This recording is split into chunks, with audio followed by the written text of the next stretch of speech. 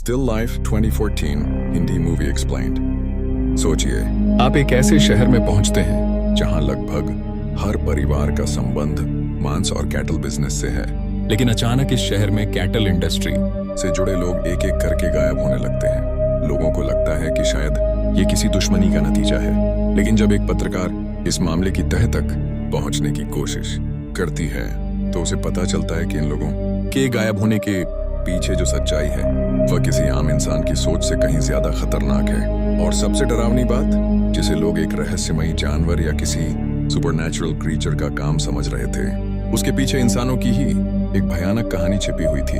तो चलिए शुरू करते हैं फिल्म स्टिल लाइफ, जिसे स्पेनिश में नेचुरलिज्म मुर्ता कहा गया है। कहानी की शुरुआत। फिल्म की शुरुआत जूलिया नाम की एक लड़की से होती है। जूलिया एक अमीर कैटल फैमिली से ताल्लुक रखती है और अपने बड़े से घर में अकेली रहती है।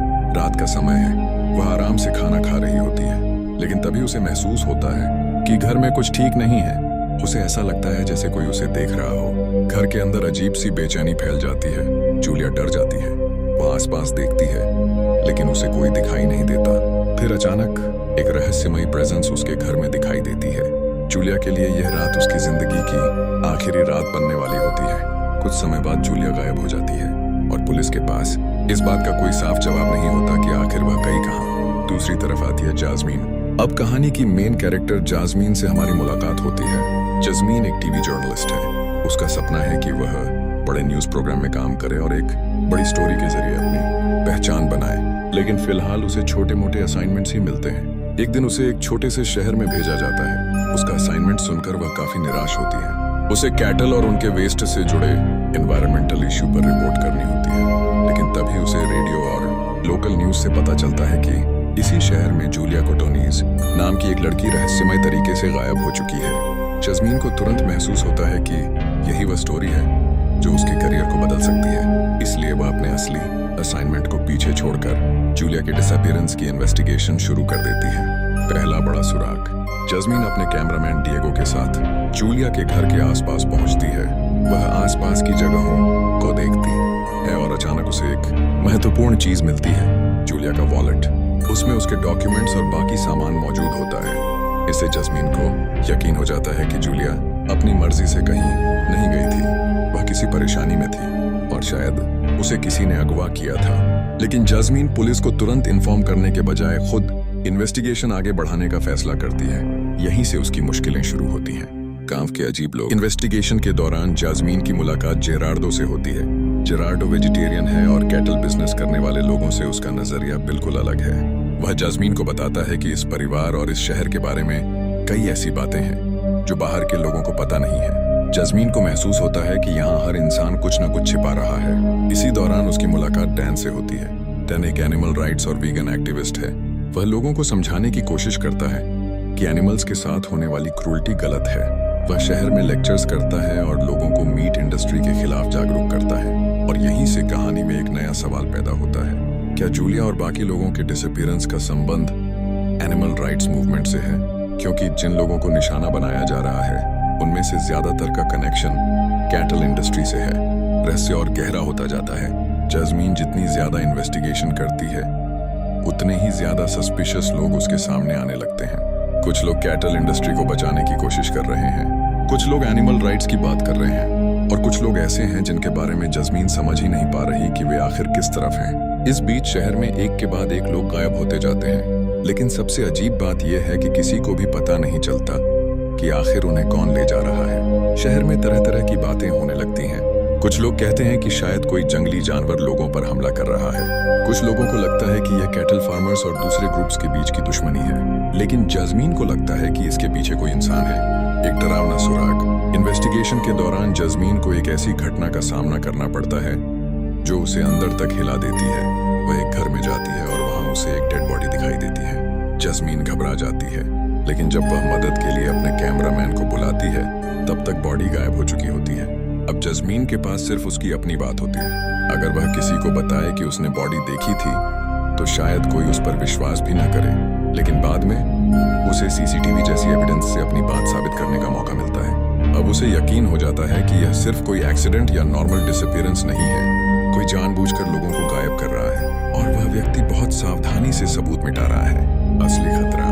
जैसे जैसे जस्मीन मिस्ट्री के करीब पहुंचती है, फिल्म का माहौल भी बदलने लगता है। शुरुआत में जो कहानी एक सिंपल मिसिंग पर्सन इन्वेस्टिगेशन लग रही थी, अब एक डेंजरस हॉरर स्टोरी बन चुकी है। जस्मीन को पता चलता है कि गायब हुए लोगों का कनेक्शन सिर्फ कैटल इंडस्ट्री से नहीं है। उन सभी के आसपास एक कॉमन आइडिया मौजूद है, जानवरों के साथ होने वाली क्रूरल्टी। लेकिन क्या सच में कोई एनिमल रिवेंज ले रहा है, या कोई इंसान इस पूरी आइडियोलॉजी का इस्तेमाल लोगों को मारने के लिए कर रहा है? किलर का खेल। अब फिल्म अपने सबसे डार्क हिस्से में पहुंचती है। जस्मीन को पता चलता है कि गायब किए गए लोगों को एक ऐसी जगह रखा गया है जो किसी नाइटमेयर से कम नहीं। वहां कई लोगों को कैद करके रखा गया है, और सबसे डरावनी बात, उन्हें जानवरों की तरह ट्रीट किया जा रहा है। एक मास्क्ड किलर उनके सामने एनिमल स्लॉटर से जुड़े बेहद डिस्टर्बिंग वीडियोस चलाता है। फिर वह उन लोगों को उसी तरह पनिश करना शुरू करता है जैसे स्लॉटर हाउसेस में एनिमल्स को मारे जाने की इमेजरी दिखाई जाती है। यहाँ फिल्म अपना सबसे बड़ा मैसेज सामने रखती है,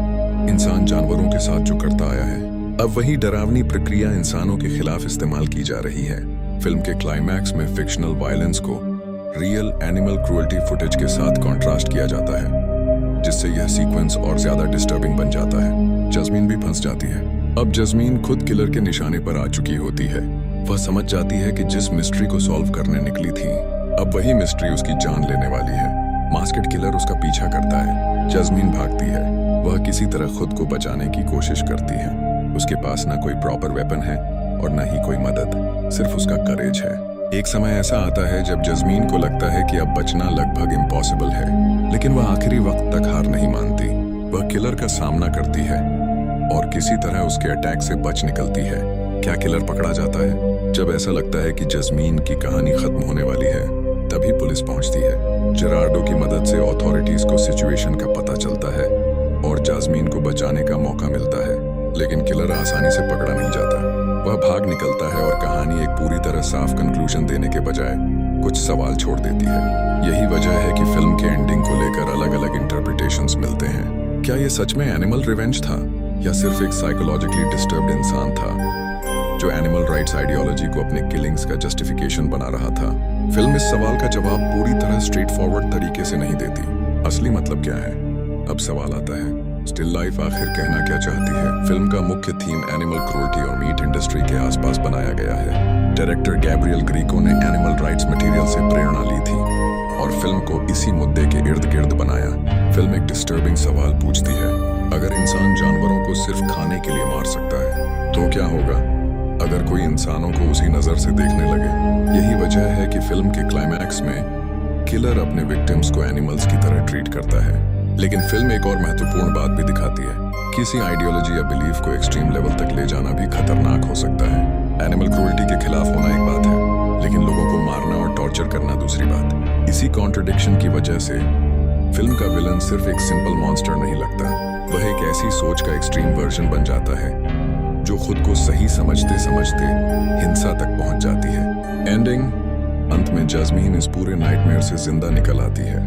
वह जिस स्टोरी के लिए अपनी जान जोखिम में डालती है, आखिरकार वही स्टोरी उसकी जिंदगी की सबसे खतरनाक इन्वेस्टिगेशन बन जाती है। शुरुआत में वह सिर्फ अपने करियर को आगे बढ़ाने के लिए एक बड़ी खबर खोज रही थी, लेकिन उसे ऐसी सच्चाई मिलती है जिसे शायद वह कभी भूल नहीं पाएगी। और सबसे बड़ा सवाल अभी भी यही है, क्या असली मॉन्स्टर वो मास्क्ड किलर था, या फिर वह इंसानी समाज था जिसने जानवरों के साथ क्रूरल्टी को इतना नॉर्मल बना दिया कि किसी इंसान ने उसी क्रूरल्टी को इंसानों पर वापस लागू करने का फैसला कर लिया?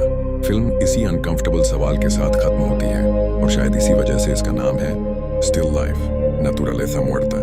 एक ऐसी दुनिया जहां जिंदगी मौजूद है, लेकिन इंसान और जानवर के बीच की सीमा धीरे धीरे खत्म होती जा रही है। अगर आपको ऐसी डार्क और मिस्टीरियस हॉरर मूवीज की एक्सप्लेनेशंस पसंद हैं, तो वीडियो को लाइक करें और चैनल को सब्सक्राइब करना बिल्कुल मत भूलिए, क्योंकि अगली कहानी शायद इससे भी ज्यादा खतरनाक हो सकती है।